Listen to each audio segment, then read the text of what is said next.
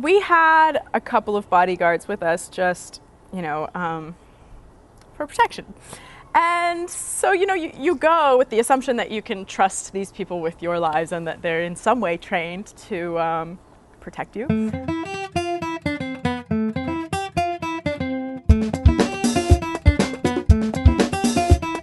We were filming in countries who were either, some of them were on the verge of going into a new revolution or had just finished from a revolution that had taken place, and so it was a little bit more unstable. And that sort of got a fire cooking under everybody. It was like, all right, we got to make something happen here because, there's no union reps, there's no police, there's no anyone around, and let's sort of capture that. And everyone got really inspired by that.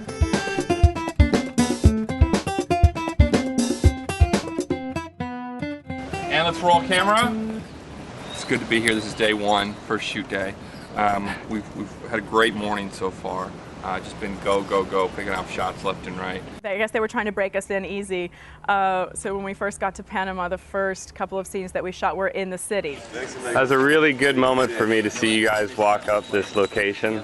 This is the one scene I've been so excited to shoot. Is this the camera we're using? Yeah. Okay, cool. Yeah, this is the This is our steady cam, by the way. Yeah. It felt like any other film. We had, a nice sized crew, and we had our location, and everybody showed up, and we started rolling on the first shot, and it just felt very natural. 7 a.m., the Bridge of Americas.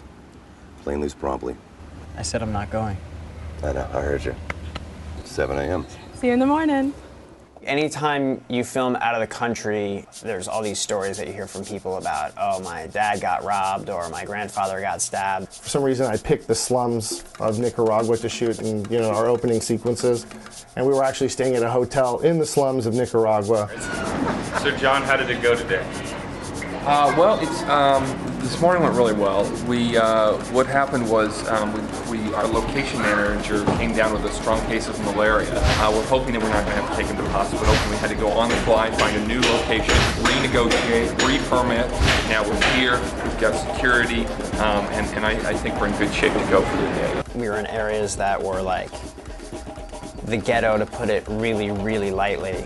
Señor, si yo por usted cerraría bien la puerta. Okay. While we were shooting, a German guy who was by himself ended up getting robbed and beat up 10 feet from the entrance to our hotel.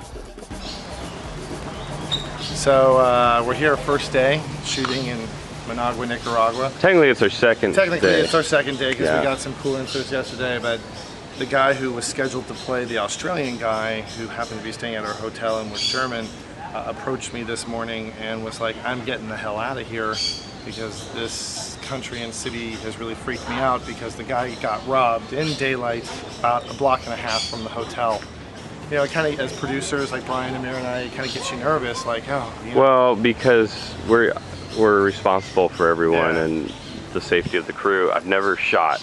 I don't know about you, but I've never shot in such a hairy place before. No, this is hairy, and in a really weird way, what makes me feel so guilty is I'm sitting there going, whew, better him than one of our people, It was quite scary for a while. So when we wrote the scene, Tom and I had no idea what it would kind of end up being. It's funny that you actually find it. Yeah.